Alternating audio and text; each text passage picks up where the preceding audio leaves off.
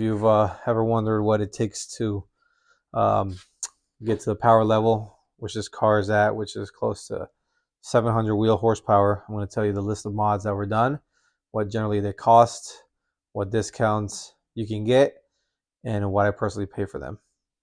All right, talk to y'all soon. Okay, for those who aren't aware, this is a 2012 335 IS with a dual clutch transmission. Please refer to any other videos that I might have posted to get some more details about it. But originally the car is stock twins, as everybody knows, and this one has a single turbo upgrade. All right, guys, as far as upgrades done to this car, let's start with some of the first ones that I did before the turbo was even installed. I got this catch can set up from a user on the forums, and this one only sent me back $50. And everybody knows that's very useful for eliminating oil vapors from the PCV, now running them back into your engine. Now another cheap upgrade that I got was this BMS cap, which is a nice, it gives a nice appearance, and also replaces your stock plastic one that might become brittle over time. And then this set me back $80. I believe normally these are about 100 and something, and these catch cans run for about $80. I'm not sure of the name, but it was made specifically for the N54. Okay, another upgrade to the car that was done was the single turbo, and normally these kits run for over 5,000. I believe this specific coated ball bearing 6266 with the ball bearing turbo and the turbo smart wastegates. They can run you specifically, I believe, close to 5,000. I believe the total price is 4,800.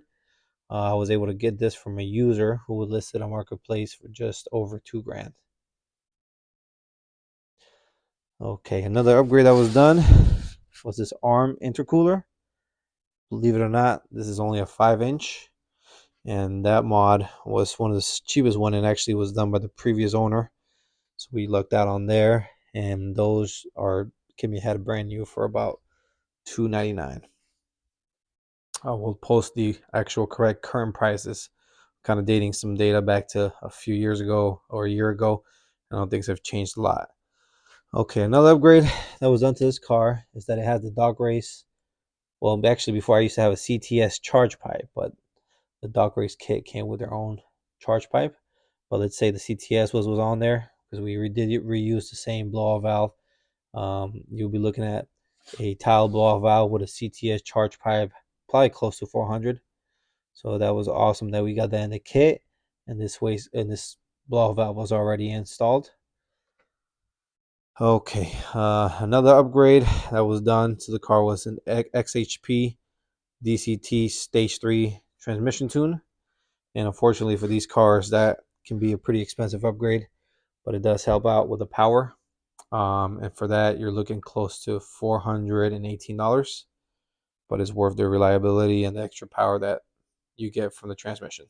If you were to see under the back seat, you'll be able to tell that there is a 525 Hellcat pump installed, which is about a 2.5 stage 2.5, not a full stage 3, and not as low as like a stage 2 fuel pump. So it's flows pretty well. I think it's 525 liters per hour. So that actually gets you pretty close to your power goals of 700 or above.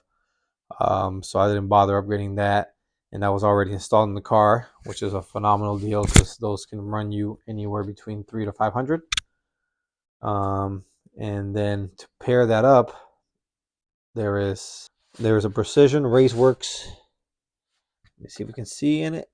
I should be able to tell the spacer's there, but it's a port injection kit matched with an AIC controller, and these have 750cc injectors. And then the AIC controller is actually right under here. Oh, it's inside this ECU box. That's right. So I'll post a picture of what that looks like. I was able to find that on eBay for $100, but generally those are closer to 300 to 350 at the current market. And then as far as the port injection, those kits can vary between different manufacturer prices, but this precision one from factory is 700, and I was able to score this for 585. All right, guys, and here I have my GFB controller paired with the max solenoid. This bad boy, I bought it from a very influential user on the forums, and that only sent me back 200 bucks, and the max solenoid set me back 50 bucks on eBay. So pretty fair for that. I know they can generally cost brand new about 400 bucks with the max solenoid. So I would always say, try to find the used parts from reputable sellers before spending full money on new parts. I know the benefit of having new parts is that you know nothing's going to be wrong with them. Everything should be good. But you can also spend a lot more money than if you buy the exact same item that was gently used for half the price. All right, y'all. So we're going to total up all the prices of what everything cost for me.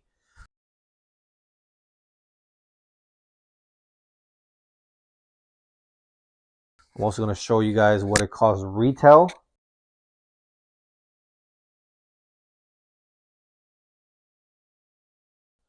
What it would cost to make this car at about 700 wheel where it's at right now.